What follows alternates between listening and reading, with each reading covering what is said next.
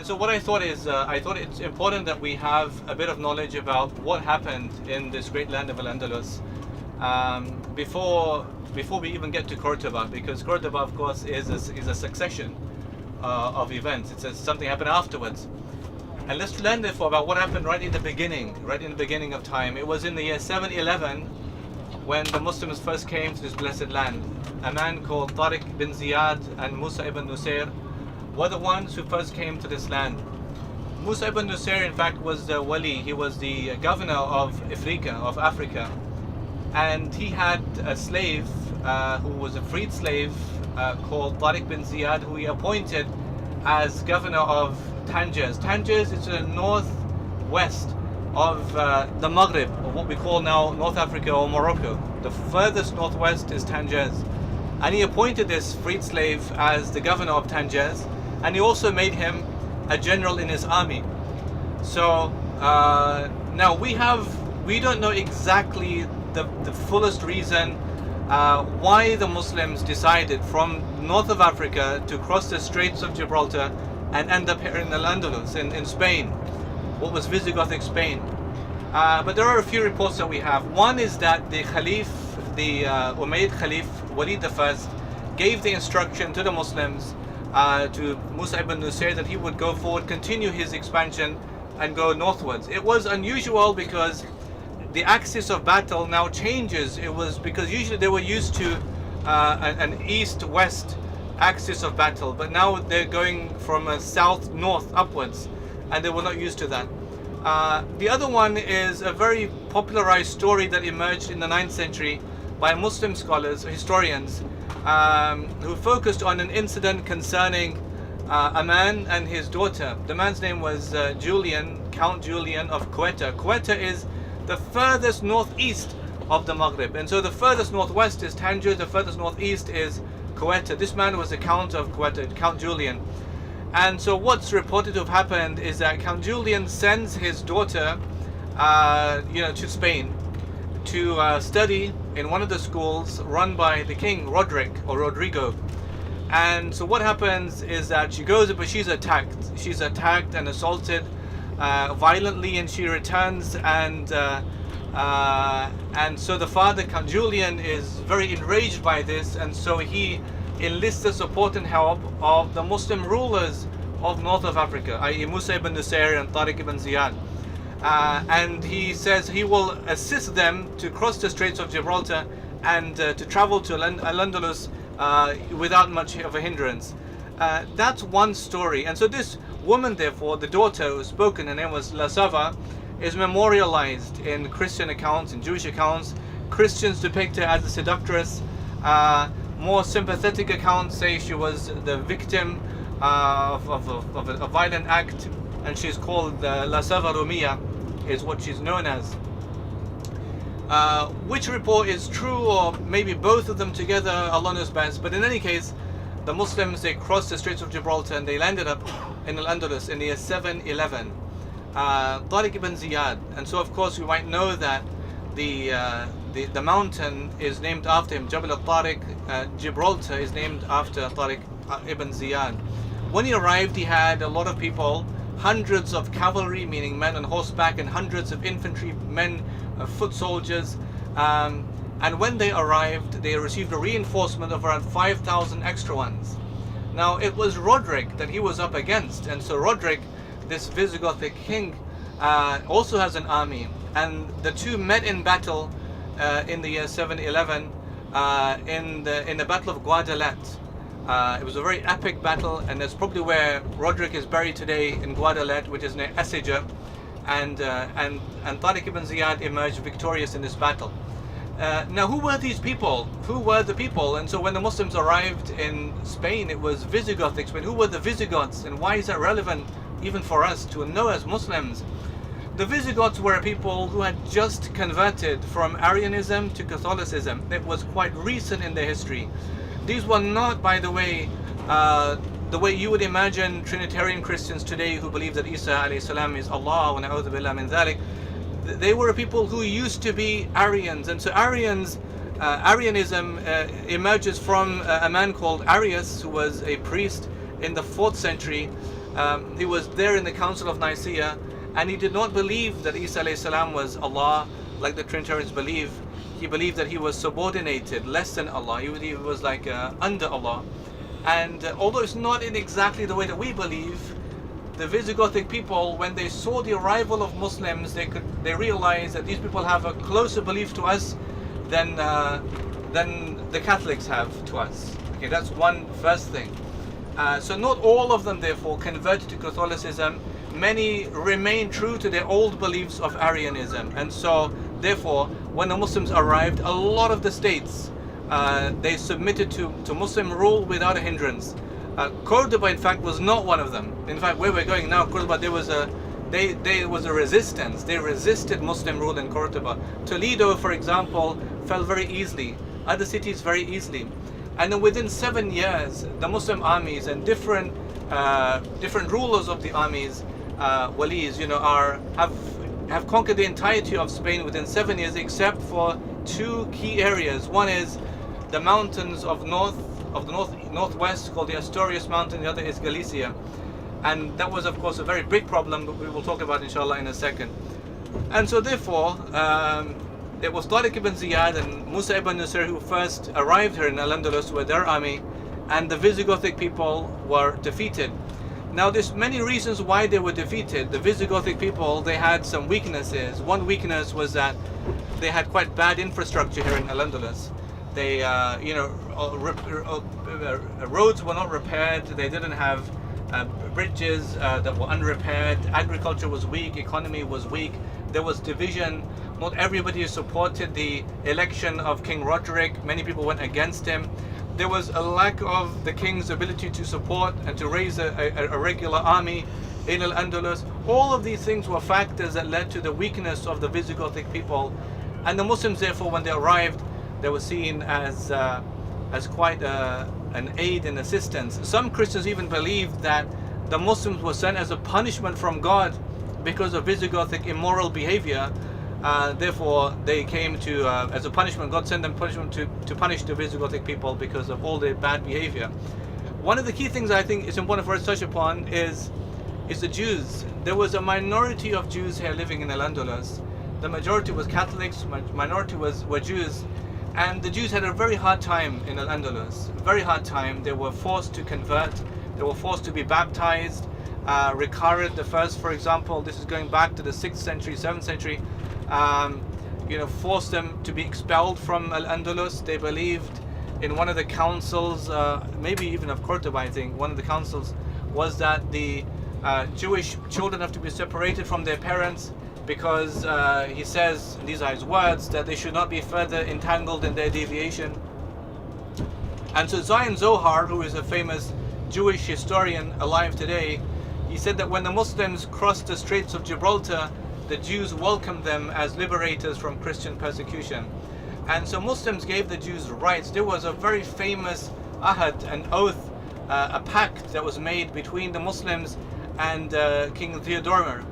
And in this pact, it was giving rights to the Jews who were suffering, just like the Treaty of Umar ibn Khattab in Al-Quds, in Jerusalem, giving rights for the Jews and the Christians. And Umar said in his treaty 2, 3, 4 times that the crucifixes cannot be burnt, crosses cannot be destroyed, churches cannot be destroyed.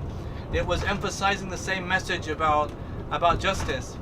And so he believed, therefore, in giving the Jews this rights, it was more in line, of course, with the Islamic idea and ideal of justice. This was one of the key moments, in fact, that they experienced. And so many Visigoths, therefore, they embraced Islam, they accepted. But there was one key problem, and that was the Visigothic aristocracy, the nobility, the high upper class of the Visigoths.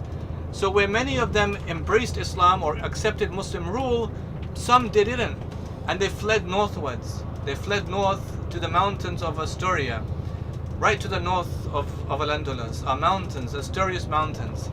And one of those who fled north was a man called Peleo, or Pelego, or Pelagius, depending how you spell his name.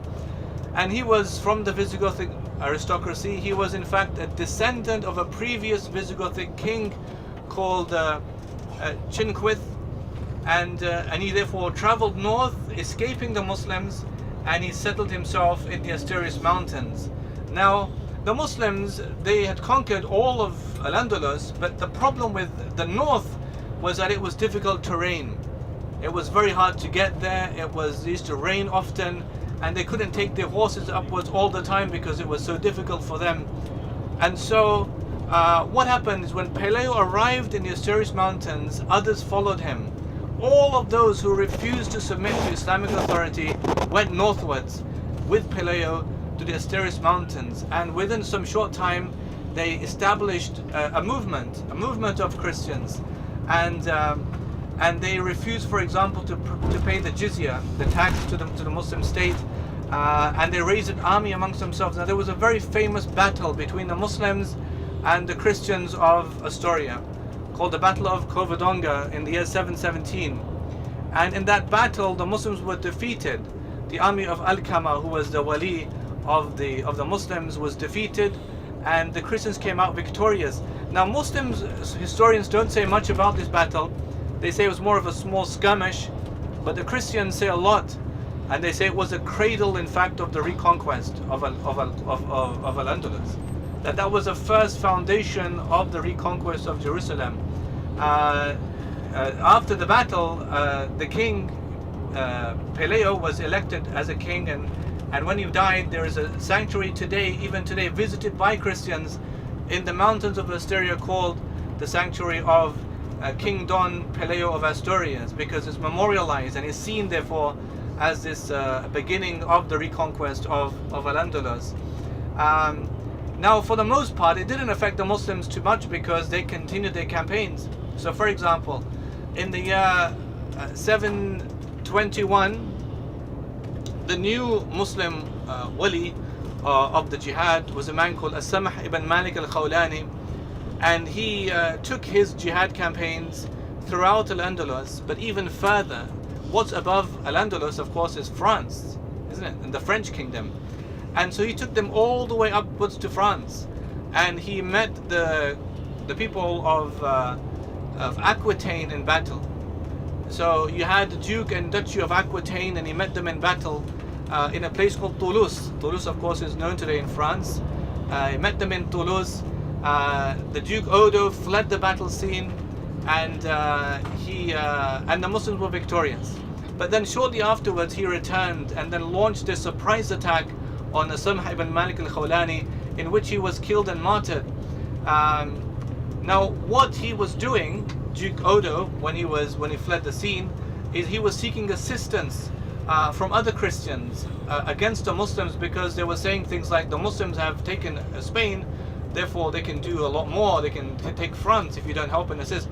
But he didn't take their advice seriously, and so he just let it pass. In any case, they took where they were fighting in Toulouse, they took that area. But As-Samh ibn Malik was martyred, and then they subsequently lost him. In the year 730, this is 9 years later, the new Muslim ruler of the jihad campaigns was a man called Abdurrahman al-Ghafiqi, and he took his campaigns even further. He went as far as Bordeaux, France, as far as Bordeaux.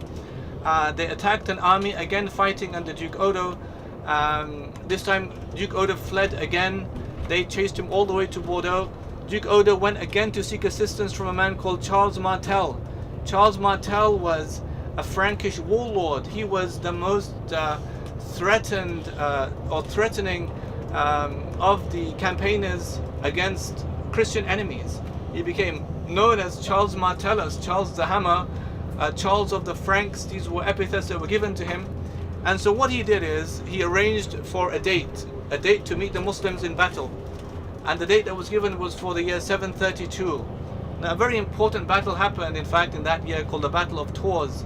It's probably the most, in terms of Western Christendom, it's the most significant battle in terms of battles of Muslims against Christians, because in the Battle of Tours 732, the army of Abdurrahman al-Ghafiqi met the army of Charles Martel. Now this battle, in fact, is the most significant battle because it was decisive. Never again were the Muslims able to go that far ever in Spain and in France, because Tours is in France.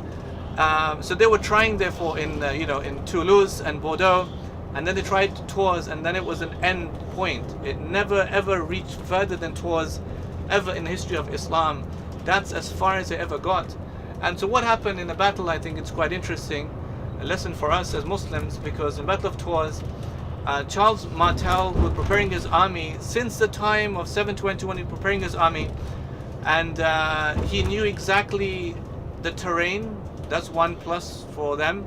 He knew the weather conditions. It was winter. They were well prepared. They were wearing the garments. That's one plus for him. They knew. They put themselves in a high place, so they could observe from a high up what the enemy, in this case the Muslim enemy, is doing. And number four, they arranged themselves in what's called a phalanx. A phalanx, P-H-L-A-N-X, is something used from Greek times. It's a rectangular formation of an army filled with heavy infantry in the middle. Uthman Lateef and his army, they didn't have that. They never fought like that. They had mostly cavalry, they had mostly horses, and because they were in a high position, the horses couldn't get up high to fight them, because the horses wouldn't go up that high. And so therefore, Charles Martel, who had been preparing against the Muslims for so many years, he had these advantages. There was a stalemate. There was a stalemate. It went on for 6 days until it couldn't go anymore because it was winter. And Abdurrahman al-Ghafiqi's army didn't have the right clothing for the winter. And so within 6 days, stalemate was broken. They fled upwards. And the scene, in fact, was a bit similar to what you might read of the Battle of Uhud, because the enemy went around and encircled the Muslims, encircled them, went around them, just like Abu Sufyan did in the Battle of Uhud, encircled them, and then launched a very ferocious attack. The caravans were plundered, booty was taken, Muslims were killed, and it was therefore resonated amongst the Christians as a great victory that they defeated the Muslims in the Battle of Tours. It didn't stop the Muslims because there were other campaigns that they took part in, but those are the first most important events that took place when the Muslims first arrived here in Andalus. Their relations with the Visigothic people, the establishing of justice between them, giving rights to the Jews, they're creating the society. I want us to focus on a few verses in the Quran. All of our relationship, therefore, with this land, of course, is based upon ideals that Allah puts forth for us in the Quran. And in one verse, Allah says, subhanahu wa ta'ala, أعوذ بالله من الشيطان الرجيم إنا جعلنا ما على الأرض زينة لها لنبلوهم أيهم أحسن عملا. We have made the world an adornment, beautiful. So when the Muslims first arrived here, they were struck by the beauty of Al-Andalus. They hadn't seen anything like it, because some of the terrain, in what you might call the Middle East or the Arab world, is quite similar. It's quite recurring, it's quite patterned, it's quite similar. But this is quite different. You might see this is as part of Europe, but it's quite different terrain, it's different landscape, it's different climate, different people, and they fell in love with it. And Allah in the Quran here, it says, we have made the world an adornment, beautiful adornment, لِنَبْلُوَهُمْ, so we can test them to see who does best in that world, who does best in the world. And the other verse in the Quran, when Allah says, ثُمَّ جَعَلْنَاكُمْ, that we made you after them, خَلَائِفَ فِي الْأَرْضِ مِنْ بَعْدِهِمْ لِنَنْظُرْ كَيْفَ تَعْمَلُونَ. We made you rulers in the land after them, so we could see how you do what you do. Not just what you do, but how you do what you do. And we're going to learn, inshallah, in all these places. You'll see, for example, in Qurtuba. Qurtuba was in fact the center. It was a cultural hybrid. It was the amalgamating. It was a unison between Muslims, Jews and Christians in one land. The creating of an epical landscape that the world had not seen before. It was therefore a measurement of what do you do if Allah gives you power. How do you do what you do if Allah gave you power? What would you do? Would you become tyrannical? Would you become barbarian, savage? Would you become, unheavenly? How would you respond? And so you will see therefore in Al-Andalus, Muslim rulers who were above merit, who really exceeded the marks. But then you'll find the opposite. You'll find things that went wrong in Al-Andalus. And we're here, of course, to learn the lesson of mistakes that were made that we learn from as Muslims. And then very beautiful things that were so positive, we are inspired by them. Both of these two things are what we take from our experience here in Al-Andalus, and I ask Allah makes it a beautiful time for all of us. Ameen. It's very beautiful that we have a very strong sense of brotherhood.